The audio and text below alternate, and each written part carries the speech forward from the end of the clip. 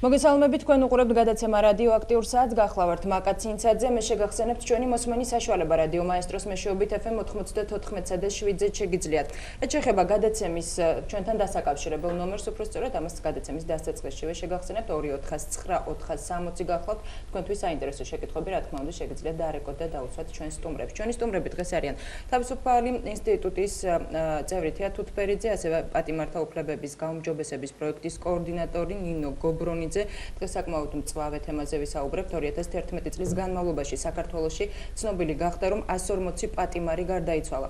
ამის შესახებ ინფორმაციას თავისუფლების განვითარების ინსტიტუტს სტატისტიკის ეროვნული სამსახურიდან წერილობით აცნობეს.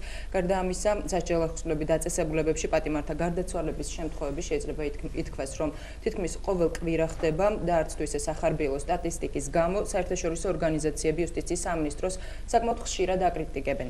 ხელისუფლება კი სისტემაში ჩატარებული რეფორმებით იწონებს თავს და პატიმართა გარდაცვალებას ხშირ შემთხვევაში სწორედ მათ ავადმყოფობას უკავშირებს. მოგესალმებით, ქალბატონებო, პირველ რიგში თუსურული გაქვთ მოგილოცავთ დღევანდელ დღეს. კლასიკინის დღეს. კი ბატონო, როგორც მოგავთ. დღევანდელ გადაცემას დავიწყებ შინაგან საქმეთა მინისტრის ბოლო განცხადებით, რომელიც ქიმერიძის საქმეს უკავშირდება ქვიშხეთში მომხდარ ამბავს.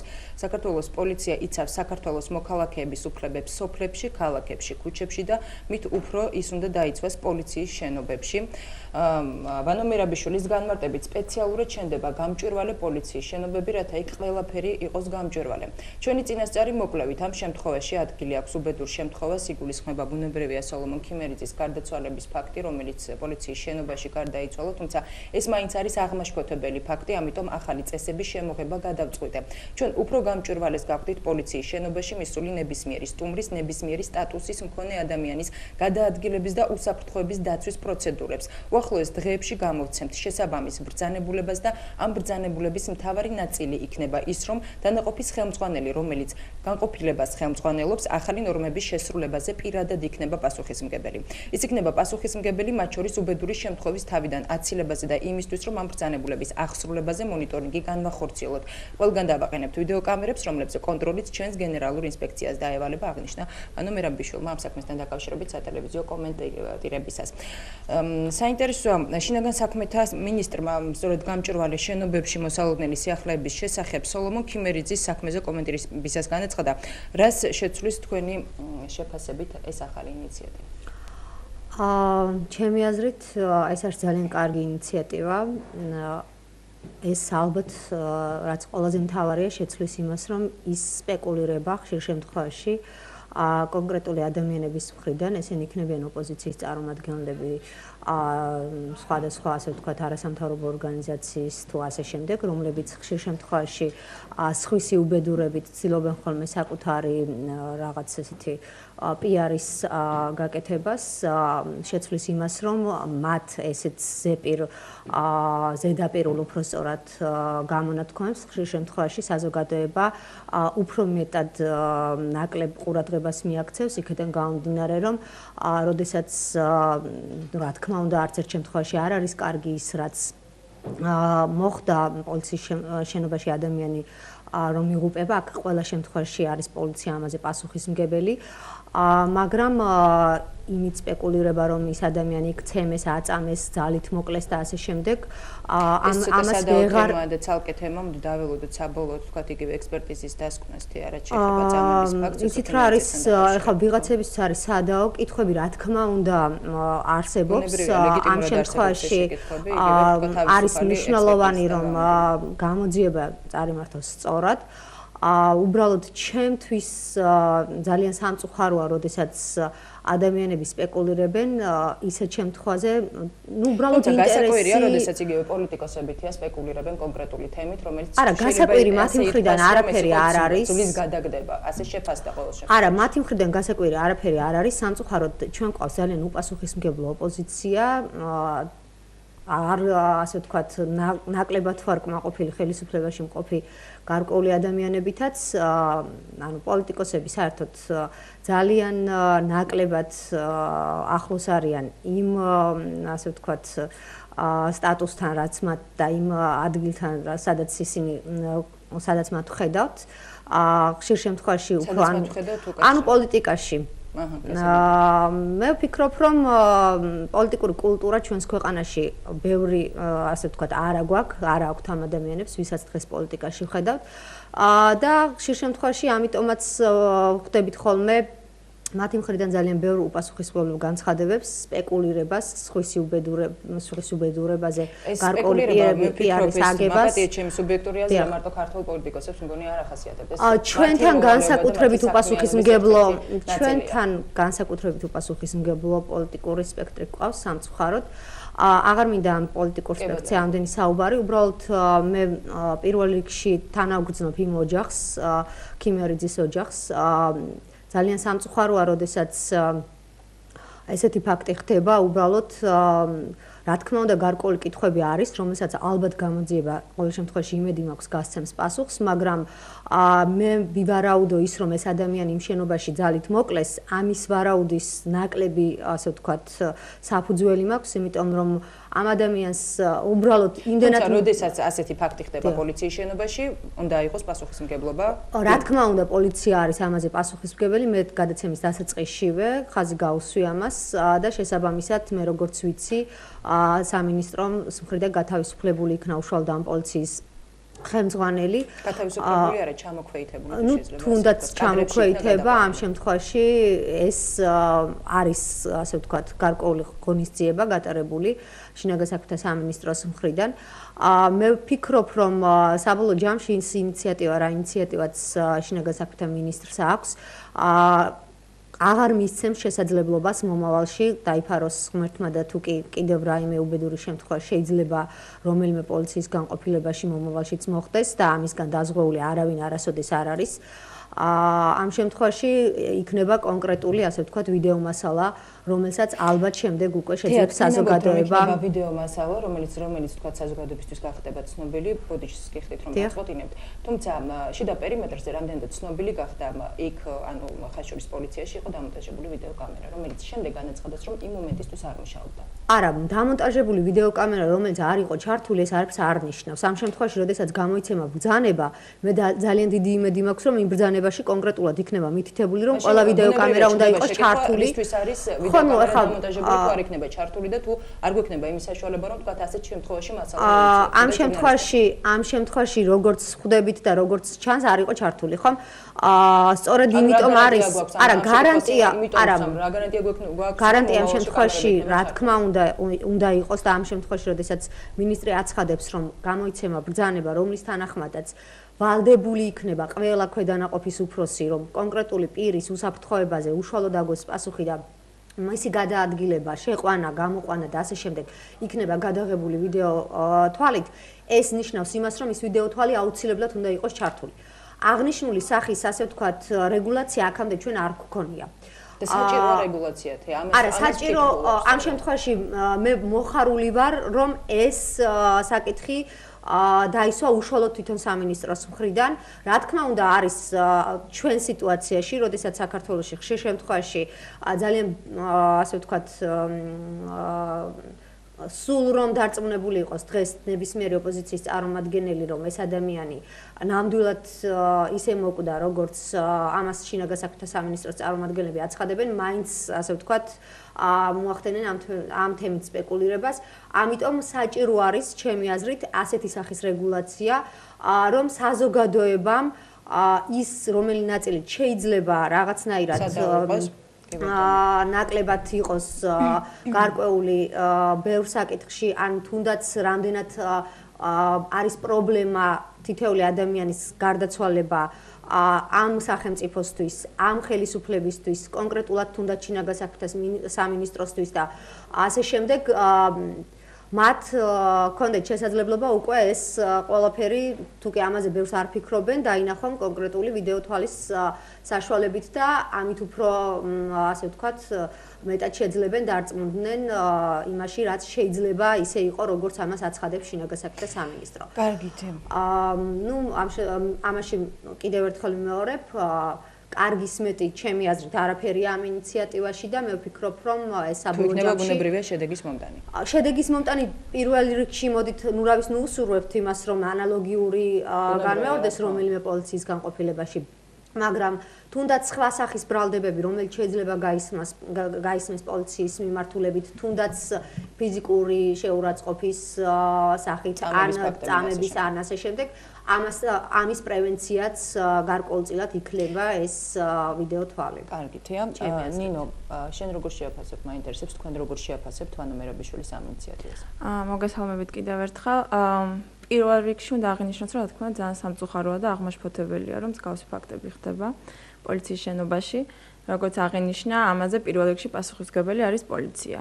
და რა თქმა უნდა, ესეთ შემთხვევაში, როდესაც პოლიციის შენობაში იმყოფება პირი და ადგილი აქვს ესე გარდაცვალების ფაქტს, რა თქმა უნდა, პირველ რიგში პასუხი მოეთხოვება პოლიციას.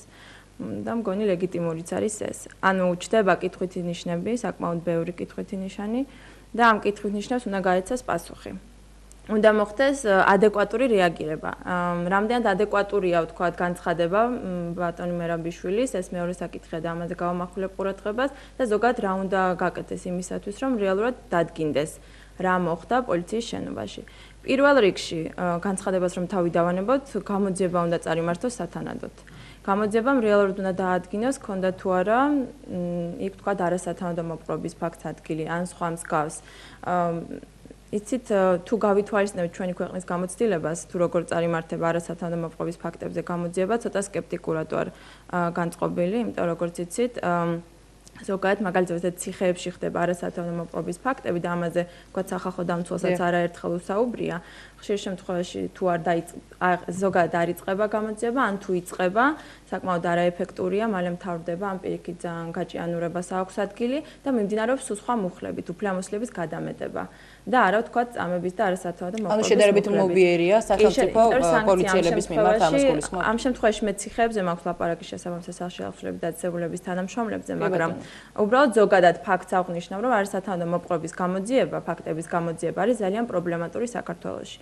მე დიდი მეც გამოთქვა, რომ ამ შემთხვევაში მაინც იქნება, ესე ვთქვათ, მისაბაძი, რახანამ ხელა ინტერესი არსებობს ამ საქმის მიმართ და ესეთ სამწუხარო ფაქტს ქონდა ადგილი, ამ შემთხვევაში მაინც წარიმართება გამოძიება ობიექტურად. განცხადებას რაც შეეხება, მე ვფიქრობ, რომ ისეთ ფაქტზე, როგორიც გარდაცვალების ფაქტია, ესეთ ტიპის განცხადება და ესეთ ტიპის რეაგირება არის ძალიან უმნიშვნელო და შეიძლება ითქვას, რომ ცოტა არაადეკვატურიც. და რა უნდა გააკეთოს ამ შემთხვევაში? არა, მე თქვენ რომ მინისტრი იყოთ, რას გააკეთოთ? არა, მე ვამბობ, რომ გამოძიება უნდა წარიმართოს. კი, რა თქმა უნდა, მაგაზე არ. ამ განცხადებას რაც შეეხება, იცით რა არის, უშუშები უკვე შენობა ისედაც გამჭვირვალეა, ხო? და წესით გავსი ფაქტი, ანუ უფრო გამჭვირვალე, ან ინსტრუქციის მიცემა, თქვა იგივე უსაფრთხოების, მე მგონი აქამდეც ევალებოდა პოლიციის თანამშრომლებს უსაფრთხოების. მოდი ასეთ შეკითხვას დაგისვამ, როგორ აფასებთ და თია შენი პასუხიც მაინტერესებს ამასთან დაკავშირებით. ხომ არ ნიშნავდა ვანო მერაბიშვილის ეს განცხადება, რომ დავივიწყოთ ის რაც თქვა აქამდე იყო და აი სამომავლოდ მე ვიღებ რეგულაციებს და ინიციატივას გამოვთქვამ და სამომავლოდ ეს უკვე იქნება ასე. თქვენ იქნებით შედარებით დაცული. რეფორმირების პროცესი არ დასრულებულა არც შინაგანსაკუთრებთა სამინისტროში და არც სახელმწიფოს სისტემაში. რეფორმირების პროცესში შეიძლება ბევრი ისეთ ნიუანსი გამოჩნდეს, რომელიც თავიდან არ ქონდა გათვალისწინებული და დაინახო ამის საჭიროება. ეს რატომ ნიშნავდა იმას, რომ აქამდე დაივიწყეთ, რაც იყო და ეხლა მომავალში ესე იქნებაო, ჩემთვის ეს გაუგებარია. უბრალოდ ეს არის ჩემი აზრით ერთ-ერთი წინ გადადგმული ნაბიჯი, რაც ამ რეფორმის ფარგლებში შეიძლება განხორციელდეს. სამწუხაროა, რომ ეს მოხდა ასე ვთქვათ, ამისთვის, რომ ეს ნაბიჯი გადადგმულიყო მაინდა-მაინც კონკრეტული ადამიანის დაღუპვის შემდეგ მოხდა. გასაგებია, უბრალოდ სუბიექტის დაღუპვის. უბრალოდ აქამდე არ ყოფილა. არა, არ თვლიდა საჭირო და არა, ეხლა შევარდნაძის დროს ბევრი ასე ვთქვათ დაკავებული ცვიოდა ფანჯრებიდან და არაერთი შემთხვევა გვახსოვს ესეთი და მაშინ არც ესეთი რეაგირება მომხდარა და არც საერთოდ აქცევდნენ. თუმცა ეს იმას არ ნიშნავს, რომ ეს იმას არ ნიშნავს, მაგრამ ამ შემთხვევაში რეაქცია არ უნდა ესეთი ფაქტები რევოლუციის შემდეგ ჩვენთან არ ყოფილა საბედნიეროდ, ხო? მოხდა ეს შემთხვევა და ძალიან კარგი ნაბიჯია ჩემი აზრით ის ინიციატივა, რა ინიციატივაც წარმოთქვა, ასე ვთქვათ და გამოთქვა შინაგანსაკუთრებთა მინისტრმა. ეს ჩემთვის არ ნიშნავს იმას, რომ დაივიწყეთ რაც იყო აქამდე. რა იყო აქამდე, ხო? თუ ვინმეს უნდა თქვას ის, რომ იგივე ხდებოდა რაც შევარდნაძის პერიოდში, ну შეუძლიათ ილაპარაკონ ამ შემთხვევაში ძალიან ბევრი, მაგრამ საზოგადოება ხედავს რა იმაზე საუბარი რა იყო შევარდნაძის პერიოდში და მას შემდეგ ძალიან ბევრი რამ გამოსწორდა, ეს ასეც უნდა მომხდარიყო. ასეც უნდა მომხდარიყო, ну რას ნიშნავს ახლა, რა თქმა უნდა, საზოგადოება სწორედ ამისთვის მოხდა რევოლუცია, სწორედ ამისთვის გამოვიდა ხალხი, ერთი ხელის გატარებული იყო რეფორმები, ხო? ერთი ხელის დაკვირით ადამიანი ოჯახს ვერ ქმნის დანგრეულ სახელმწიფოს და ამ სისტემას კი არა, რასაც პოლიციის სისტემა ერქვა, ამის ესეთ შეცვლა არ არის ესეთი ადვილი ახლა თითოეულ თქვენგანმა შეიძლება წარმოვიდგინოთ და ჩვენგანმა შეიძლება წარმოვიდგინოთ ნებისმიერ მინისტრის ადგილზე თავი იმ რესურსების პირობებში რა რესურსებიც არსებობს დაწყებული თუნდაც ფინანსური რესურსებიდან დამთავრებული თუნდაც ადამიანური რესურსებით რამდენად არის შესაძლებელი ძალიან სწრაფად მიიღო ის შედეგი რა შედეგით შეიძლება შენ გინდა რომ დადგეს თუნდაც კვალიფიციური კადრების არ ყოლის შემთხვევაში და ნუ მეტყვით ახლა რომ ჩვენს ქვეყანაში ისეთი განათლების სისტემა გვაქვს რომ ძალიან ბევრი კვალიფიციური კადრი გვყავს აქედან გამომდინარე რა თქმა უნდა ნაბიჯ-ნაბიჯ და წინ გადადგმული ნაბიჯები გვაქვს მე იმედი მაქვს რომ ძალიან ბევრი წინ გადადგმული ნაბიჯი იქნება მომავალშიდაც უბრალოდ ყველაფრის ესეთ მიდგომა რომ იცით რატომ აინდა-მაინც ეხლა და არა სიტყვაზე 2003 წლის დასაწყისში 2003 წლის დასაწყისში ძალიან ვისურვებდი რევოლუციის შემდეგ დილით გამეღვიძებინა მეორე დღეს და აშენებული და რაღაცა ესეთი სახელმწიფო მენახა მაგრამ ეს ესე არ ხდება ხო არა ამ ინიციატივას თია მე მინდა მაყურებელმა ამ შემთხვევაში სწორად გაიგოს არავინ უარყოფითად არაფასებს ხო არა უბრალოდ მესმის ნაბიჯი უბრალოდ ეს მოხდა 2012 წელს და არა თუნდაც 2006 წელს 7 წელს და ასე შემდეგ საბედნიეროდ 2007 და 2006 წლებში ესეთი ფაქტი არ მომხდარა სამწუხაროდ ნუ ახლა ამდონეზე არ გახმაურებულა ისე როგორც სხვა დონეზე გახმაურებული მითხარი ანუ სამზარეულოში საუბრობენ ხოლმე ხშირ შემთხვევაში მე შემიძლია იგივე თუნდაც თქვა სამომავლო თქვენ დაკავშირებაში ვინ რა საუბრობს ვინ რა ჭორაობს კითხავს ვინ რას კითხავს ამას მე ხო ვერ დავიწყებ. რა თქმა უნდა, კი ბატონო, დავიწყოთ კონკრეტულ შემთხვევებზე საუბარი, უბრალოდ ეხლა მე სამზარეულოში ვირა საუბრობს, ამას ნამდვილად არ ასე ვთქვათ, ყველა სამზარეულოში კამერა მაქვს დაყენებული და უსმენ თქვა რომ მოგატყუოთ. მე უბრალოდ საუბრობ იმაზე, რომ კარგია ანუ ამ შემთხვევაში მსგავს ფაქტს რომ მქონოდა ადგილი, ალბათ უფრო მეტ ასე ვთქვათ, მაშინ შეიძლებოდა გაჩენილიყო ეს იდეა, ხომ?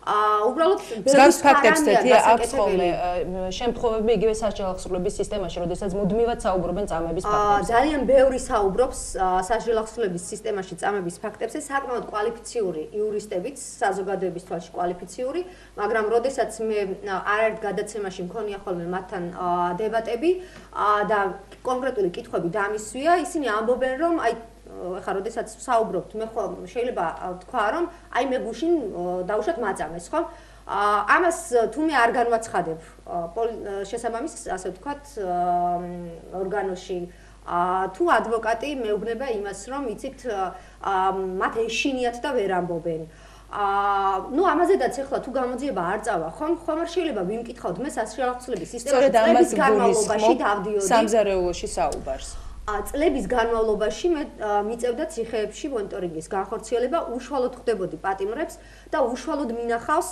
ის პატიმრები, რომლებიც ამას აცხადებდნენ, რომ მათთან მიმართებაში ჰქონდა არასათანადო მოპყრობას, ცემას, წამებას ადგილი და მე კონკრეტული ექსპერტიზის, მხოლოდ და მხოლოდ კონკრეტული ექსპერტიზის ჩატარების შემდეგ გამიკეთებია ხოლმე განცხადება, მიუხედავად იმისა, რომ ძალიან ბევრი პატიმარი აცხადებდა ხოლმე ამას, არასოდეს ერთ წყაროზე დაყრდნობით უშუალოდ პატიმარის მიერ გაკეთებული განცხადების საფუძველზე არ ჩამიტარებია პრესკონფერენცია, თუ მეს არ დავრწმუნებული ვარ იმაში, რომ ერთ წყაროზე დაყრდნობით, არა თუ დაინტერესებულ წყაროზე დაყრდნობით, ჟურნალისტიც კი ვერ გააკეთებს ერთ წყაროზე დაყრდნობით მე ვამბობ ჟურნალისტი რომელიც გარკვეულ სტანდარტებში ჟურნალისტური ეთიკის სტანდარტებში პროფესიონალიზმზე საუბარი ამ შემთხვევაში სიუჟეტსაც და სტატიასაც კი მე განსხვავებით ასე ვთქვათ იმ ადამიანებისგან რომლებიც ამაზე ზედაპირულად საუბრობენ ხოლმე დაწყებული ციხის ადმინისტრაციიდან დამთავრებული უშუალოდ ზედამხედველებით კონკრეტული ასე ვთქვათ პატიმრების ოჯახის წევრებით ადვოკატებით და ასე შემდეგ ყველასგან ვიღებდი ინფორმაციას ვართმევდი ახსნა განმარტებებს რისი უფლებაც მქონდა და ამის შემდეგ შემყავდა ექსპერტიზის დასკვნას ნახულობდი და ამის შემდეგ ვატარებდი პრესკონფერენციას მიუხედავად იმისა რომ ძალიან არ ვწყალობდი შოთა კოპაძეს და ძალიან ასე ვთქვათ არ მომწონდა ის რასაც აკეთებდა ციხეებში ამის მიუხედავად მე არ ვიმიცია თავისთვის უფლება გამოსულიყო და ზედაპირულად ყოველგვარი გამოძიება როგორ მიმდინარეობდა ამ ფაქტებზე გამოძიება რომ თქვა რომ კარგად მიმდინარეობდა თქვა ანუ მე ძალიან რომელი მუხლით მიდიოდა არა რამოდენიმე შემთხვევა საბედნიეროდ მქონდა რომ ამისთვის დაისაჯნენ კონკრეტული პირები უშუალოდ ცემის და წამების ასე ვთქვათ მუხლით მაგრამ არა ყველა გათავისუფლდნენ თია დაისაჯნენ ნიშნავს რომ პასუხი აგეს და პარალელურ რეჟიმში თანამდებობაზე არ დატოვებდნენ მათ. ამ შემთხვევაში საუბარია იმაზე რომ ყველამ არ აგო პასუხი, იმიტომ რომ მაშინ დაახლოებით პროკურატურაში უშუალოდ ჩემი ხელმოწერით მინიმუმს გეუბნებით 200-დან 250-მდე ასე წერილი შედიოდა იმასთან დაკავშირებით რომ დაწყებულიყო გამოძიება. ის რაზედაც დაიწყო გამოძიება, ეს იყო მინიმუმის მინიმუმი, თუმცა რაღაც პრევენციული სახე ამას ჰქონდა, იმიტომ რომ თუ ვინმეს უნდა მითხრას ის რომ დღეს რაც ციხეებში ხდება, იგივე ხდებოდა სიტყვაზე 8 ან 9 წლის წინ, ну მე ამაზე შემიძლია არგუმენტირებულად ვეკამათო, იმიტომ რომ განსხვავება არის ძალიან ასე ვთქვათ დიდი, ბევრი რამე არის შესაძლებელი, მე არ ვამბობ რომ არის ყველა ციხეში სათანადო მოპყრობა, იმიტომ რომ მე დღესაც მაქვს ურთიერთობა პატიმრების ოჯახის წევრებთან, დღესაც ვიღებ გარკვეულ ინფორმაციებს, თუმცა ჩემდა სამწუხაროდ შემდეგ გამოძიების დაწყებას, თუნდაც ასე ვთქვათ, უფლებამოსილების გადამეტების მუხლით, თუნდაც ამ მუხლით ხელს უშლის ხოლმე ის, რომ ეს ადამიანები არ აკეთებენ ასე ვთქვათ, ამაზე ამასთან დაკავშირებით და პატიმართა უფლებების გაუმჯობესებაზე საუბრობთ, რაიმე კონკრეტული ვთქვათ სტატისტიკა თუ არსებობს, თქვენ თუ მიგიწვდებათ ყოველ შემთხვევაში ხელი, ან თქვენ თუ ჩაგიტარებთ, განხორციელებთ იგივე მონიტორინგი, უშუალოდ წამების ფაქტებთან დაკავშირებით. პირველ რიგში ისევ ქიმერიძის საქმეს მინდა დაუბრუნდე უბრალოდ რეალურად ნამდვილი გამოსავალი, ესე ვთქვათ, ეფექტური იქნება ეფექტური გამოძიების წარმართვა. მე სხვა გამოსავალს ამ შემთხვევაში ვერ ვთქვა, რომელიმე მხარემ ან პროკურატურამ ან შინაგან საქმეთა სამინისტრომ რომ ჩვენ გამოძიებას არ წარმართავთო? ანუ თქვენ რომ იყო შინაგან საქმეთა მინისტრი, რას გააკეთებდით ხომ? ამბობთ კონკრეტულად საუბრობ ამ ფაქტთან დაკავშირებით. ხო, ან გეუბნებით ვინმესგან მოისმინეთ ხელისუფლებაში. არა, რა თქმა უნდა, ამას არ იტყოდნენ, რომ არ წარმართავთ, მაგრამ მე ვამბობ, რომ ჩვენი გამოცდილებიდან გამომდინარე, რაც არსებობს, არ სათანადო მოპყრობის ფაქტების გამოძიებასთან დაკავშირებით. არა, მე უბრალოდ ვთქვი, აღვნიშნე, რომ ვიმედოვნებ, რომ ეს არ იქნება წარმართული მსგავსად სხვა ფაქტებისა. მართლა ვიმედოვნებ და მართლა გაიცემა კითხვებს, მაშინ უნდა თქვათ, რომელი სხვა ფაქტები. ეხავე მოგახსენეთ, გაიცემა კითხვებს პასუხები. რაც შეეხება ზოგადად არასათანადო მოპყრობის ფაქტებს. ჩვენც პრევენციის ეროვნული მექანიზმის ჯგუფთან ერთად ახალგაზრდა ასოციაციის სამი თანამშრომელი ჩართულია მონიტორინგის მისიაში. მე პირადად ვიღებდი მონაწილეობას ახლა იანვარ-თებერვლის თვეებში განხორციელებულ მონიტორინგში და რა თქმა უნდა შეხება გვაქვს პატიმრებთან. ამას გარდა ასოციაციას აქვს იურიდიული დახმარების ცენტრი, სადაც მოგმართავენ პატიმრები, მათი ოჯახის წევრები სხვა საკითხზე და მათ შორის არასათანადო მოპყრობასთან დაკავშირებით. გეთანხმებით, ბევრია შემთხვევა, როდესაც შეიძლება დასაწყისში საუბრობდეს პატიმარი, მაგრამ ბოლოს, როდესაც საქმეზე მიდგება, გარკვეული მიზეზების გამო და მათ შორის ალბათ ყველაზე ხშირ შემთხვევაში ეს არის შიშის ფაქტორი და ვერც გაამტყუნებ ამ შემთხვევაში ადამიანს, შეიძლება უარი თქვას ყველა იმ ფაქტის დადასტურებაზე, რომელიც მანამდე შენთან განაცხადა. ჩემ პერიოდში ნამდვილად იშვიათი გამონაკლისი იყო, რომ ვინმეს უარი განეცხადებინა ხოლმე პირიქით, როდესაც ისინი გრძნობდნენ მხარდაჭერას და გარკვეულწილად ასე ვთქვათ, ხედავდნენ რომ ამას შეიძლებოდა მოყოლოდა რაღაც რეაგირება, ყოველთვის მოდიოდნენ იმაზე, რომ მიეცათ ჩვენება. თუმცა სხვათა შორის მე ამავე დროს ნინოს არ ვიცი ხა რამდენი წელია მუშაობს ამ მიმართულებით, არ მიკითხავს, მაგრამ უბრალოდ ერთი რამე მინდა გითხრათ. ხშირ შემთხვევაში პატიმრების მხრიდან მე მქონია ესეთი შემთხვევები, როდესაც ისინი ხედავდნენ, რომ ჩვენ თითოეული იმ შემთხვევაზე, როდესაც პატიმარი რაღაცას აცხადებდა, რომ მის მიმართ რაიმე უფლებამოსილებას გადამეტებას ჰქონდა ადგილი, ყოველთვის მივდიოდით. შემდეგ უკვე ხშირად მოხდა ხოლმე ისე, რომ არარსებულ ფაქტებზედაც დაიწყეს, ანუ რაც არ მომხდარა, ამასაც გიყვებოდნენ და ამიტომაც არ ვაკეთებდი პრესკონფერენციას და განცხადებას ყველა ინფორმაციაზე დაყრდნობით, რომელსაც და ამისთვის მივყავდა ექსპერტი. სხვათა შორის, თუ გახსოვთ, როდესაც ქუთაისში ახალი ციხე გაიხსნა და ძველი ციხიდან გადაჰყავდათ პატიმრები, იქ რომ ბუნტი მოხდა, დაახლოებით რამოდენიმე 2 კვირის თავზე მე ვიყავი ქუთაისში. სხვა შეხვედრაც მქონდა და როდესაც რეგიონებში გავდიოდი, იქ სადაც ციხე იყო, ყოველთვის შევდიოდი ხოლმე და მახსოვს სახალხო დამცველის წარმომადგენელიც ვთხოვე რომ წამოსულიყო ამ ასე ვთქვათ ციხეში შევდიოდით და ვთხოვეთ იქ წამოსვლა.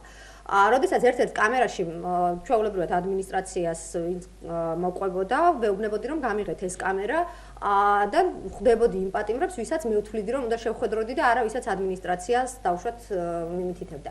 ერთ-ერთ კამერაში ესეთ შემთხვევა მქონდა რომ როცა შევედი, ვეკითხები რა თუ გაქვთ პრეტენზიები, რა თქმა უნდა, ხვდებოდი ყოველ ადმინისტრაციის თანდასწრების გარეშე. კითხვაზე რაიმე სახით ხომ არ ირღვევა თქვენი უფლება, ერთ-ერთი პატიმარი მეუბნება რომ ჩვენო ყოველ კვირაშიო, ყოველ კვირა ღამესო გამოვყავართო აი აქ ფოიეში, ანუ კამერის აქ შეურაცხყოფას არა, ფიზიკურ შეურაცხყოფას არა, ესეთ რამეს მიყვება რომ აქო მეტლახიაგია, იქ წყალს ასხავენო, დენს უერთებენო და იმაზე გვაყენებენო. ახლა ესეთ რაღაცას რო გეუბნება პატიმარი, რა თქმა უნდა, ეს არის შოკის მომგვრელი, ახლა რაღაცა გავგიჟდი რომ მეთქი ეს როგორ შეიძლება, ახლა რა თქმა უნდა, იგივე დაადასტურა სხვა იმ ყველა პატიმარმა, ვინც იმ კამერაში იყო. ამის შემდეგ გადავწყვიტე რომ შესულიყავი ერთი კამერით იქეთ მოპირდაპირე მხარეს და იქ დამესვა კითხვების, ანუ ესე ხო არ მეტყოდი რომ გამერკვია რამდენად ესე იყო თუ არა, სანამ სხვა სახის ასე ვთქვათ გამოკვლევას ჩავატარებდი. როცა შევედით ამ კამერაში, მახსოვს თეონა ერქვა ამ გოგოს, ვინც სახალხო დამცველის ასე ვთქვათ ეგიდით მის წარმომადგენელი იყო ქუთაისში.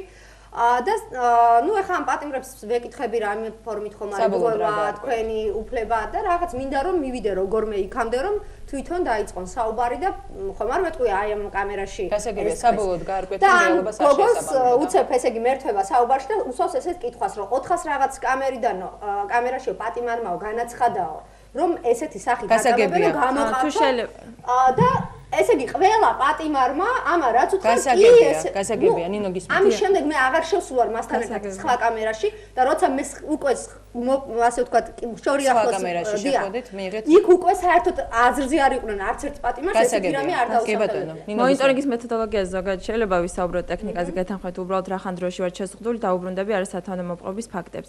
სტატისტიკა მაინტერესებს. სტატისტიკა ზოგადი სტატისტიკა ჩვენ არ გამოგვითხოვი ამ შემთხვევაში, მაგრამ მინდა ვთქვა რომ ჩვენ მქონდა თქვენთვის იგივე პატიმრები. პატიმრებთან შეხვედრას გულისხმობ. პატიმართა ჩვენ ვახორციელებთ სამართლებრივ დაცვას პატიმრების შესაბამისად ორდერის საფუძველზე შეგვიძლია. კი, სულ შეიძლება დავამატებ, იმიტომ რომ ჩვენ მქონდა ფაქტი, როცა ჩვენი დაცვის ქვეშ ყოფი პირი სამკურნალო დაწესებულებაში დაექვემდებარა არასათანადო მოპყრობას. ეს იყო ბარათაშვილი, ამაზე სახალხო დამცველმაც გააკეთა განცხადება, იქ იყო კონკრეტული ფაქტები, შემდეგ ექსპერტიზაც ჩატარდა ამის თაობაზე და რა თქმა უნდა დაიწყო გამოძიება, ოღონდ გამოძიება თავიდან დაიწყო სხეულის დაზიანებით, ჯანმრთელობის დაზიანებით და შემდეგ შეიცვალა და უფლება შედეგი რა მიიღო. ჯერჯერობით გამოძიება მიმდინარეობს, ესე ადვილად და მარტივად რა თქმა უნდა გამოძიება არ მიმდინარეობს, თუმცა მისასალმებელია ის ფაქტი, რომ რიგ შემთხვევებში უკვე ადამიანები საუბრობენ. და როგორც თქვი, არის შიშის ძალიან დიდი ფაქტორი, რომელიც დაძლია შიშის ფაქტორი. ეს რა თქმა უნდა ინდივიდუალურ შემთხვევებში შეიძლება. ხედავენ იმას, რომ ამ საქმეს ყურადღებას აქცევენ, ბუნებრივია აქ უკვე თუ ნამდვილად ესეთ ფაქტს აქვს ადგილი, ის ადამიანი მოყვება იმაზე. არა, ერთ რაღაცას დავამატებ, გაწყვეტინებ იყო შემთხვევა, იგივე ამ ბარათაშვილის შემთხვევაში, როდესაც ჩვენ პრესკონფერენცია გავაკეთეთ სახალხო დამცველმა განცხადება და ამის შემდეგ განმეორდა. მასზე არის რაღაც ზეწოლა ფიზიკური შეურაცხყოფა და იცი ძალიან ძნელია, როდესაც ყავდეთ შეყვანილი ექსპერტი, ანუ ამის დამადასტურებელი დოკუმენტები, ფოტოსურათები ან ასე შემდეგ არსებობს. ექსპერტები საიას არ შეუყვანია, მაგრამ ექსპერტები იყვნენ შესულები და არსებობს შესაბამისი დოკუმენტაცია. უბრალოდ იმის თქვა მინდა, რომ ეს ადამიანი მოყვებიან, მაგრამ როდესაც იმავე დაწესებულებაში რჩებიან, ჩვენ ვითხოვდით, რომ მომხდარიყო ამ ადამიანის გადაყვანა. რა თქმა უნდა, არის იმის საშიშროება, რომ შეიძლება განმეორდეს უკაცრავად არ ვიცნობ და ამიტომ ამაზე ამჯერად უკვე რეკლამის დრო ჩვენ რეკლამის შემდეგ კონკრეტული შეკითხვები დაუბრუნდებით, მე შეგახსენებ ჩვენი ტელეფონის ნომერს 249 460 შეგიძლიათ დაგვირეკო და დასვათ თქვენთვის საინტერესო შეკითხვები.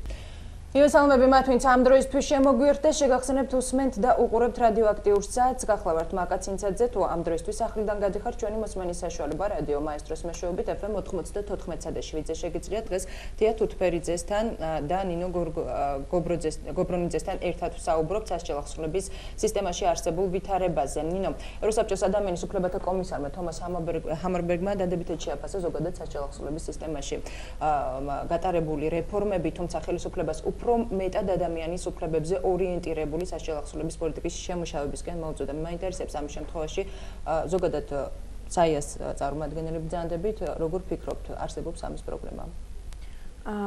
რა თქმა უნდა არის რეფორმები, არის გარკვეული წინსვლა და შეიძლება აი როგორც გაბატონო თამაღნიშნა ანუ არ შეიძლება შევადაროთ რა სიტუაცია იყო მანამდე თუმცა თვითკმაყოფილების საფუძველით არა გვაქვს ანუ არის ბევრი საკითხი ბევრი მიმართულება რომელიც საჭიროებს გამოსწორებას იგივე ჯანდაცვის სფეროს გამოვყოფთ ამაზე არაერთი ადამიანი საუბრობს იგივე სახალხო დამცველიც ეს არის ერთ-ერთი პრობლემატური მიმართულება სადაც სამწუხაროდ არის რაღაც სტრატეგია გარკვეული რეფორმა მაგრამ იმ შედეგს რომელიც ჩვენ გვინდა ვერ მივახციეთ რატომ ვერ მივახციეთ ამ შედეგს იცით რა არის ალბათ ესე ვიტყოდი მოკლედ რომ არ ხდება კარგად გაანალიზება იმ პრობლემებისა, კონკრეტული პრობლემებისა, რაც არის ამ სფეროში, ან იგივე იმ რეფორმების, რომელმაც ისეთი შედეგი ვერ გამოიღო, როგორც ჩვენ გვინდა. ან საჭიროა დამატებითი რეფორმების გატარება. საჭირო არსებული სიტუაციის რეალურად გააზრება, აღქმა იმ პრობლემების რეალურად დანახვა, რაც არსებობს.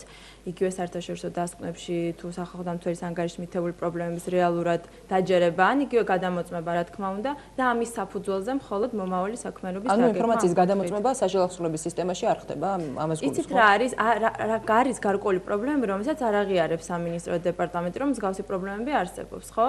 და თუ არ აღიარებს, შესაბამისად არ ზრუნავ ამ პრობლემების გამოსწორებაზე. ნინო, ამას იმიტომ გეკითხები, რომ შეიძლება ვთქვათ, ყოფილა მსგავსი შემთხვევები სამინისტრომის ხმა მაღლა არ აღიაროს, მაგრამ გაატაროს კონკრეტული რეფორმა. ანუ მსგავს შემთხვევას თქვენ ამბობთ, რომ შემთხვევა არ ქონია. რას გულისხმობთ? ფაქტს. ანუ შესაძლოა კონკრეტული, ვთქვათ, არის ჯანდაცვასთან დაკავშირებით არის სტრატეგია, ანუ შესაბამისად აღიარებენ, რომ ეს არის პრობლემატური, თუმცა ეს სფერო რჩება ძალიან პრობლემატურად, იგივე ტუბერკულოზის პრობლემაც, ხო? და ასევე მინდა აღვნიშნო, აი სიკვდილიანობასთან დაკავშირებით, თქვენ აღნიშნეთ, რომ მათ ჩვენმა ძალიან იმატა და ამასთან კავშირში მინდა აღვნიშნო, რომ აი კომისია, რომელიც განიხილავს დაავადების საფუძველზე მსჯავრდებულის გათავისუფლების საკითხს, აი ამ კომისიის მუშაობა არის სრულიად არაეფექტური. ამასაც ეხავე გეტყვით, ეს არის ერთობლივი კომისია ჯანდაცვისა და სამინისტროსი და ამ კომისიამ უნდა განიხილოს მსჯავრდებულის გათავისუფლების საკითხი, თუ მას აქვს აი ბრძანებით დამტკიცებული დაავადება.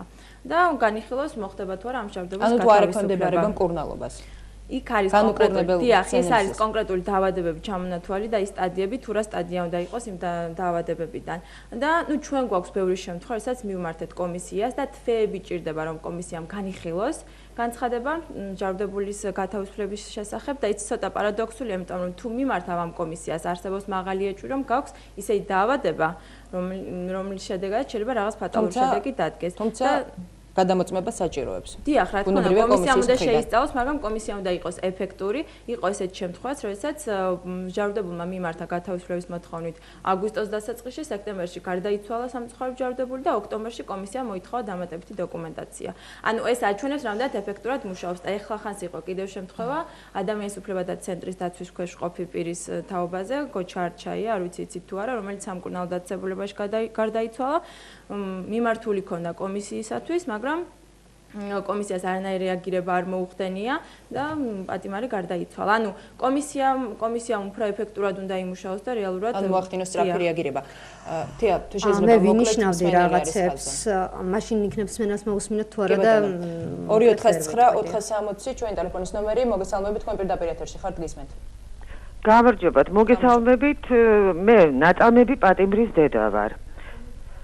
იცით რა არის, შესული იყო სახალხო დამცველის წარმომადგენლები, აი ქალბატონებს ორივეს მივმართავ, მე მგონი პრესას უნდა ეცნობოდნენ, ვინაიდან იყო პრესაში გამოსული ეს ინფორმაცია და საერთოდ ძალიან გახმოვანდა გიორგი ოქროპირიძის წამების ფაქტი. სახალხო დამცველის წარმომადგენელი იყო იქ მისული, საიას წარმომადგენელი იცავს ჩვენს უფლებებს ამჟამად მიხო ღოღაძე და ბარათაშვილის გარდა ეს არის ისეთი პატიმარი, რომელსაც ჰქონდა ცეცხლსასროლი დაზიანებები ფილტვის და ღვიძლის. ერთი და იგივე ხალხი აწამებს ამ ხალხს. სტრასბურგის სასამართლოს გადაწყვეტილებით გადაყვანილი იქნა სამკურნალოდ მე-18 დაწესებულებაში. კურნალობის დაწყების დღიდან როცა დაიჭრა, მაშინ შეყარეს C-ჰეპატიტი, სახელმწიფომ შეყარა ღვთისმშობლის ავადმყოფოში. იმ დღიდან, როცა გადაყვანილი იქნა, დაიწყო მისი წამება. ცემა, ნუ არაადამიანური ცემა, შეუწყვეტეს მკურნალობა, ყველანაირი ამყოფეს კარცერში, კიდე დამატებით ადმინისტრაციული სახლი დაუწესეს და კარცერში ერთი თვე გაატარებინეს სამკურნალო დაწესებულებაში. არანაირი მკურნალობა არ ჩატარებია, იქიდან გადმოიყვანეს კრიჩი, დაიწყო გამოძიება. კი ბატონო, ცნობილია დაზარალებულად, მაგრამ იცით რა მუხლით? 323, როდესაც სახეზია მრავალი დანაშაულის მუხლები სისხლის სამართლის კოდექსში. ქალბატონთია, მე მგონი თქვენ იცით, რომ განზრახ დაზიანება ჯანმრთელობის ეს საკმაოდ დიდ დანაშაულს წარმოადგენს და სხვებს რო უკრიბავენ ერთი მაინტერესებს მაგათ რატო არ უკრიბავენ დანაშაულთა კრებითობა რატო არ ხდება 59 მუხლით დიდი მადლობა ქალბატონო მე კიდევ ერთხელ შეგახსენებთ 249 არის ჩვენი ტელეფონის ნომერი თეაგისმეთ კი ბატონო რამოდენიმე საკითხზე მინდა ვისაუბრო ვინიშნავდი აქ რაზეც იყო საუბარი ну სამწუხარო იყო რასაც ვისმენდი მე იმედი მაქვს რომ ამ შემთხვევაში გამოძიება ну თუკი ახალგაზრდა ევროსთა ასოციაცია ეხმარება ისინი ეფექტურად დაეხმარებიან და რაღაცნაირად შეძლებენ იმას რომ თუ საქართველოში ამ ჩვენ ასე ვთქვათ ჩვენ ქვეყნის ფარგლებში ვერ მოახდენთ იმ ასე ვთქვათ დადგენას სამართლის მაშინ ეს საქმე წაიღოთ ქვეყნის ფარგლებს გარეთ რაც შეეხება იმ ფაქტს რაზეც ახლა იყო საუბარი ეს რა თქმა უნდა ერთი ფაქტიც რო ხდება ესეც უკვე არის პრობლემა მაგრამ ეს იყო არა როგორც გამონაკლისი ადრე იყო როგორც ჩვეულებრივი წესი ესეთი მოქცევა და მოპყრობა პატიმრების მიმართ თუმცა ეს იმას არ ნიშნავს რომ ესე უნდა გაგრძელდეს რა თქმა უნდა მაგრამ ვერც იმას ვერ ვიტყვით რომ შეიძლება ესეთი რაღაცა არ ხდებოდეს სამწუხაროდ საქართველოში კი არა ჩვენზე დიდ დემოკრატიის მქონე ქვეყნებშიდაც კი არ არიან ესეთი ასე ვთქვათ მოქმედებისგან დაზღვეული პატიმრები იმიტომ რომ ძალიან სახელმწიფომ უნდა ჩაატაროს ეფექტური გამოძიება ეს არის სახელმწიფოს ერთ-ერთი ასე ვთქვათ ფუნქცია და უნდა დაისაჯონ კონკრეტული პირები ვინც ესეთ რამდენი პირიც საჯავახსრულების სისტემაში რომელიც ვთქვათ მსგავსი ფაქტები თუ შეიძლება მივყვები მსგავსი ფაქტების არ მე ვისაუბრე ამაზე დღეს ესეთი შემთხვევები არის გამონაკლისი საბედნიეროდ და არა ასე ვთქვათ წესი როგორც იყო თუმცა მე მიმაჩნია რომ ეს არ უნდა იყოს არც ერთი ასე ვთქვათ შემთხვევა ამ შემთხვევაში ჩვენ გვექნება სერიოზული წინგადადგმული ნაბიჯი თქვენი ნებართვით რამოდენიმე საკითხს მინდა შევეხო აქ იყო საუბარი იმაზე რომ ტარდება რეფორმა მაგრამ რაღაცები არ კეთდება თურმე ისე როგორც საჭიროა რა თქმა უნდა როცა რეფორმას იწყებ კიდევ ერთხელ ვიმეორებ ძალიან რთულია ერთ დღეში ყველაფრის შეცვლა იგივე მაგალითად ციხეების პირობები რა პირობებიც იყო ну მაგალითად არის ციხეები სადაც გაუმჯობესდა პირობები და უკეთესი პირობებში არიან დღეს პატიმრები მაგრამ არის ციხეები სადაც ძალიან ცუდი პირობებია დღემდე მაგალითად ზუგდიდში ევროკავშირმა გამოყო 16000 евро ლაითურში შენდება ახალი ციხე რა თქმა უნდა ციხეების შენება ეს აღშენებლობის პროცესი არ არის მაგრამ არის მნიშვნელოვანი რომ აშენდეს ჯანდაცვის სისტემას რაც შეეხება ციხეებში საერთოდ რა თქმა უნდა ვერ იქნება ჯანდაცვის სისტემა გამართული ციხეებში იმიტომ რომ რა ჯანდაცვის სისტემაც გვაქვს ქვეყანაში ისეთივე ჯანდაცვის სისტემა არის ციხეებშიდაც ეხა ავიცენას და პარაცელს ვერ ჩამოვიყვანთ საქართველოში და არ აყვავს ესეთები რა ექიმებიც არიან ჩვეულებრივ საავადმყოფოებში ისეთივე ექიმები არიან ციხეებშიდაც სამწუხაროდ ადამიანები ასე ვთქვათ იღუპებიან საავადმყოფოებშიდაც და იღუპებიან ციხეებშიდაც არც ერთია კარგი ფაქტზე იყო ეს ურნალობა რომელსაც იღებენ მშავდებულები საშახსოვრების დაწესებულებაში იგივე არ არის რაც შეიძლება მიიღოს ადამიანმა არა ნუ ეხა ამაზე შეიძლება ბევრი ვიკამათოთ მე ვერ დაგეთანხმებით იგივე არ არის ამ ასე ვთქვათ მოსაზრებაში და იგივე საკმარისი რაოდენობა ექიმებისა მეტ პერსონალისა რომელიც ციხეებში არის ეს არის აღიარებული არ არის საკმარისი თუ შეიძლება პირველ რიგში ვიტყვი იმას რომ რა თქმა უნდა სამწუხაროა როდესაც ადამიანის გარდაცვალება ხდება მე თუ მკითხავთ ჯანდაცვის სისტემაშიდაც ანუ საავადმყოფოებშიდაც არ არის ისეთი სამედიცინო დახმარება როგორც შეიძლება იყოს მაგალითად ისრაელში საქართველოშიდაც ვერ უწევენ ისეთ სამედიცინო დახმარებას ხშირ შემთხვევაში ამის ბევრი მიზეზი არსებობს თუ რატომ ვერ ხდება და ბუნებრივია ვერ ხდება ციხეებშიდაც ამ შემთხვევაში ციხეებში კიდევ უფრო მეტ პრობლემას ქმნის ის რომ ძალიან ისეთ კვალიფიციურ ექიმებს შეიძლება რომელიც ბევრი შეიძლება არ გყავდეს არ უნდათ წასვლა სამუშაოდ ციხეებში და ესეთი ასე ვთქვათ პრობლემების წინაშე მე ვიცი რომ არაერთხელ დამდგარა სასჯელახსრულების სისტემა იმ არის ბევრი მიზეზი რატომ კვალიფიკაციასთან გვაქვს პრობლემა ერთ-ერთი ყველაზე სერიოზული მიზეზი არის რამდენად კვალიფიციური პერსონალი გვყავს ეხა რასაც უშვებს სამედიცინო ინსტიტუტი ჩვენ ამას ვხედავთ ესეთი ექიმები გვყავს ეხა თუ ვინმეს უნდა საქართველოში თქვას ის რომ ყველა ექიმი, რომელსაც სამედიცინო, ასე ვთქვათ, ინსტიტუტი თუ დღეს უნივერსიტეტი ამზადებს და უშვებს, არის კვალიფიციური, ძალიან, ასე ვთქვათ, არ დავეთანხმები ამ მოსაზრებაში. სამწუხაროდ, ჩვენს ქვეყანაში არის ბევრი მიზეზი, როგორც კვალიფიკაციის, ასევე თუნდაც აპარატურის, ქონის თვალსაზრისით, რამდენად შეუძლიათ პრობლემა შინაგან საქმეთა სამინისტროს რამდენად ჩემთვის არის ცნობილი პრობლემა მას შინაგან საქმეთა სამინისტრო რა შეუძლია. სასჯელ ახსნილების უკაცრავად სისტემაში არ არსებობს. ანუ ძალიან კარგი რომ არ არსებობს აპარატურის პრობლემა. მაშინ რისი პრობლემა არსებობს? ხომ ამ შემთხვევაში ანუ რას ვერ დასახელებთ? ანუ ვერ დავასახელებთ პრობლემა თქვათ აპარატურის არ ქონას.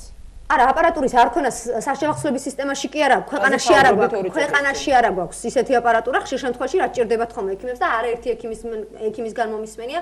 სამწუხაროდ მეც მომიხდა ბოლო პერიოდში სამედიცინო დაწესებულებებთან შეხება ჩემი ახლობლების გამო და ძალიან ბევრს საუბრობენ ექიმები იმაზე, რომ მათ არ აქვთ ისეთი ტექნიკური შესაძლებლობები, რაც არის მაგალითად სხვა ქვეყნებში, რაც შეიძლება, ასე ვთქვათ, საჭირო იყოს კონკრეტული ადამიანის დახმარების. და მხოლოდ ეს არის პირდაპირ კავშირში იგივე პატიმრების ეს არის ერთ-ერთი, მაგრამ პატიმრების გარდაცვალებასთან ზოგადად ქვეყანაში ადამიანები იღუპებიან, ეს არის სამწუხარო რეალობა. ეხლა კი შეიძლება ეს არის გაცვეთილი თემა, ვიღაცამ რატო იმატა მაგალითად გარდაცვალებულთა რაოდენობა საერთოდ მოიტანეთ რომ იმატა პატიმართა რაოდენობა. აი სტატისტიკას მოდი გადახედეთ მე გირჩევთ. რა სტატისტიკა იყო წინა წლებში? თუ გადახედეთ, მაშინ ნახავდით რომ პატიმართა რაოდენობა მაგალითად 8 წლის წინ იყო დაახლოებით 6000. სანამ რევოლუცია მოხდებოდა. შესაბამისად, დღეს დაახლოებით 24000. ესე იგი 6000 პატიმარზე პროცენტული მაჩვენებელი რაც მოდიოდა გარდაცვლილი, ასე ვთქვათ, ადამიანებისა ციხეებში პროცენტული მაჩვენებელი გაიზარდა რაოდენობა გარდაცვლილი პატიმრებისა, მაგრამ არ გაზრდილა პროცენტული მაჩვენებელი. 2011 წლის მაჩვენებელი უფრო მაღალია ვიდრე 2010 წლის. ნუ ახლა როგორ არის უფრო მაღალი პროცენტულად ნახეთ რამდენი იყო პერიოდში. არა გაქვთ ნანახი, თუ გაქვთ ნანახი, მაშინ ნახავდით რომ პროცენტულად არ გაზრდილა, გაიზარდა პატიმართა. ნუ წამოგიღოთ ეს მაჩვენებელი და ახლა ზეპირად მე ვიძახო არ არის გაზრდილი, თქვენი ძახოთ არის. ესე ხო შორს ვერ წავალთ. ამ შემთხვევაში რა თქმა უნდა რაოდენობრივად გაიზარდა პატიმართა სიკვდილიანობა. რაც არის ძალიან სამწუხარო და მე ვამბობ რომ ვიტყვი იმას უფრო სწორად რომ არ უნდა იღუპებოდნენ პატიმრები ციხეში და რატომ. რაზეც საუბრობდა ნინო რომ კომისია არის არაეფექტური, დიახ. კომისია კი არ არის მარტო არაეფექტური. არაეფექტური არის თავად ბრძანება, რომელიც ბრძანებაშიც არის ის ჩამონათვალი დაავადებებისა, რა შემთხვევაშიც უნდა მოხდეს პატიმრის ვადაზიადერ გათავისუფლება ამ კომისიის, ასე ვთქვათ, წარდგინებით. იქ ისეთი ჩამონათვალი არის და ხშირ შემთხვევაში რამოდენიმე უნდა გჭირდეს. ერთად ის ყველაფერი თუ გჭირს, მაშინ საერთოდ ცოცხალი როგორ ხარ? ანუ ამ შემთხვევაში საუბარია იმაზე, რომ აი ეს ბრძანება არის პირველ რიგში შესაძლებელი და იქ უნდა იყოს ასე ვთქვათ, უფრო ნაკლებ იმ სახის რომ უკვე მკვდარი კი არ უნდა ვიყო რომ გამომიშვან. არამედ რაღაცნაირად რაღაცა დღეები მაინც უნდა მქონდეს დარჩენილი იმისთვის რომ სახში ასე ვთქვათ გასაგებია თუმცა ეს კომისიის მუშაობის ტემპზე არ უნდა მოხდეს თუმცა გეთანხმებით რომ შეიძლება გადაიხედოს ტემპზე რა თქმა უნდა არა მაგრამ ეს კომისიაც ვერ იქნება ეფექტური ესეთ შემთხვევაში იმიტომ რომ როცა ხედავ რომ ბრძანებაში გიწერია რომ ეს დაავადება ჯამში ერთად უნდა გქონდეს იმისთვის რომ გაგიშვან ну ახლა ერთი დაავადება შეიძლება გჭირდეს და მოკვდეს. გასაგებია, ნინო გისმენთ. ხო, უბრალოდ გეთანხმებთ რომ შეიძლება ბრძანებაც გადასახედია, მართლა ძალიან ისეთ სტადიებია, მაგრამ ეს მე ვფიქრობ რომ პირდაპირ კავშირში არ არის კომისიის ეფექტურ მუშაობასთან, იმიტომ რომ შეიძლება უარყოფითი პასუხიც გასაგებია რომ მაშინ ერთ თვეში უნდა იყოს, ხო ან ორ თვეში და არ უნდა იწელებოდეს ეს თვეების განმავლობაში. რაც შეეხება ზოგადად გარდაცვალების ფაქტს, ესე ის გარემოება რომ გარდაცვალების ფაქტებს ციხის გარეთაც აქვს ადგილი, მე მგონი კავშირი ამას არ აქვს. პატიმრის გარდაცვალებას მაგრამ როცა ჩაკეტილ სისტემაში როცა ჩაკეტილ სისტემაში ხდება, იმიტომ რომ სტრესი უფრო მეტი საჭიროა და უფრო მეტი ყურადღება საჭირო. იგივე სამედიცინო კუთხით, იმიტომ რომ სადაც ადამიანი არის ციხის გარეთ, უფრო მეტი საავადმყოფო, უფრო მეტი საშუალება არის. უკაცრავად თუ შეიძლება დავასრულებ. ხო, მით უმეტეს როცა ჩაკეტილ სისტემაში შეზღუდულია ის რესურსები, რომლებიც შეიძლება ადამიანმა გამოიყენოს, ხო? ნებისმიერ ესე ვთქვათ სამედიცინო მომსახურებას იქ ვერ მიიღებს. ხო, ისე მარტივად, როგორც შეიძლება ადამიანმა მიიღოს. კი, და ეს გადაყვანაც საკმაოდ პრობლემური პრობლემურია, როდესაც უნდა მოხდეს გადაყვანა სამედიცინო დაწესებულებაში. ყველა ეს პრობლემა ერთად, დიახ, მე შეხება მაქვს, დიახ, ჩვენ იურიდიული დახმარების ცენტრის საშუალებით იგივე პრევენციის ეროვნული მექანიზმის ჯგუფი ჩართული ვარ და ზუსტად ამ პრობლემებთან გვიწევს. არის რიგები ექიმებთან თვითონ საშუალებით დაწესებულებაში, იმიტომ რომ პერსონალის რაოდენობა, რომელიც თვითონ ციხეძეა გამოყოფილი, ხო, არ არის საკმარისი იმისათვის, რომ მოემსახუროს ამ ციხეში განთავსებულ მსჯავრდებულებს. ზოგჯერ ერთი კვირა, ორი კვირა უწევთ მსჯავრდებულებს ლოდინი იმისათვის, რომ ექიმ შეხვდეთ. იგივე დღის განმავლობაში, როდესაც 1 საათით ხდება რიგ დაწესებულებებზე მაქვს ლაპარაკი, როდესაც ხდება 1 საათით მოიცლის ხოლმე ექიმი მსჯავრდებულებისათვის, რა თქმა უნდა, იქ იქნება ძალიან დიდი რიგი პაციენტებისა. თქვენ დაეხმარეთ საშუალების ასე ვთქვათ დეპარტამენტს სამინისტროს იმაში, რომ კვალიფიციური კარგი კადრები წავიდნენ ციხეებში სამუშაოდ და ის და იურისტთა ასოციაციის მანდატი ნამდვილად არ ჯდება ეხლა. არ ჯდება თუ ჯდება. იცით, ამაზე უნდა იზრუნოს იგივე კვალიფიკაცია, იგივე ანაზღაურება, ეს ყველაფერი რა თქმა უნდა мотиваციას უკარგავს კვალიფიციურ პერსონალს, რომ წავიდნენ ციხეში. პერსონალი დგას იმის პრობლემა, რომ ისინი წავიდნენ ციხეში. დიახ, ეს არის ზუსტად საშუალების დეპარტამენტის პრობლემა და ეხლა ამაზე დეპარტამენტის პრობლემა კი არ არის, ჩემო კარგო, ეს არის პრობლემა ქვეყნის. იმიტომ რომ ნუ ახლა ძალით ვერ და მიადებ იმ ადამიანს. ხო, мотиваციაა საჭირო, რა თქმა უნდა, мотиваციაა საჭირო. мотиваცია უნდა შექმნას დეპარტამენტმა და არა საია. კარგი ექიმია. მას აქვს ისედაც სამუშაო და მას ისედაც ძალიან ბევრი პაციენტი. იმ პირობებში რა პირობებით ამჯერად არსებობს, რაც არსებობს. საუბარი რომ არ წავა. და ვინ უნდა შექმნას мотиваცია? мотиваცია როგორც არ უნდა შეუქმნა, ამ შემთხვევაში ის როდესაც თავისი კერძო კლინიკა აქვს იმ კარგ ექიმს. აი, გამოსავალი მაშინ რა? გამოსავალი არის ის, რომ როდესაც არის ის მდგომარეობა, როცა ვერ ეხმარები შენ ის ინფორმით, რა ფორმითაც საჭიროებს ეს ადამიანი, მაშინ უნდა გამოიყვანო იმ ციხიდან და უნდა უმკურნალო ციხის ფარგლებს გარეთ. ეს არის გამოსავალი. ძალით მიყვანილი ექიმი, ნუ ვერ დამისახელებთ ვერც ერთ ქვეყანაში, სადაც შეიძლება ბორკილები დაადონ ადამიანს ხელზე და წაიყვანო ციხეში სამუშაოდ. ანუ გამოდის რომ არსებული მდგომარეობა საერთოდ გამოიწვევს კვალიფიციური პერსონალის არსებობას. გამორიცხავს არა, მე გეუბნებით რომ კვალიფიციური პერსონალი ბევრი არ აქვს სამწუხაროდ, არც სამედიცინო სფეროში და არც სამედიცინო სფეროს ფარგლებს გარეთ, სხვა სფეროებში. კვალიფიციურ კადრებს სამუშაოც აქვთ, მაღალი ანაზღაურებაც აქვთ, мотиваციაც აქვთ შექმნილი და ისეთი პირობები აქვთ, რომ მათ როგორი პირობაც არ უნდა შეუქმნათ, ციხეში ვერ წაიყვან სამუშაოდ. ამიტომ ეს პრობლემა დგას მეთქი საშუალების სისტემის წინაშე და თქვენ ახლა გინდა იძახეთ რომ არ დგას, გინდა ნუ დამეთანხმებით თქვენი უფლება, მაგრამ რეალურად თქვენ რომ იყოთ დღეს იმ ადამიანების ადგილზე, თქვენს მერწმუნეთ წაწყდებოდით ამ პრობლემას. და ვერ ნაფხულობენ გამოსავალს. ახლა იმას არ ვიგონებ, ფაერდან მოტანილი არ არის ეს, ვერ წაიყვანეს კვალიფიციური კვადრები. ნუ დამეთანხმება, ეს არის დეპარტამენტის პრობლემა, რომელიც დეპარტამენტის კი არ არის, ქალბატონო, ეს არის პრობლემა ჩვენი ქვეყნის იმ ადამიანების, ვინც ციხეში არის და საერთოდ პრობლემა არის, რომელიც როგორ უნდა მოგვარდეს, გარდა იმისა, რომ თქვა საჭირო. ამ შემთხვევაში ძალით ვერ დავადებთ ბორკილებს, ვერ წავიყვანთ ამ კვალიფიციურ კადრებს.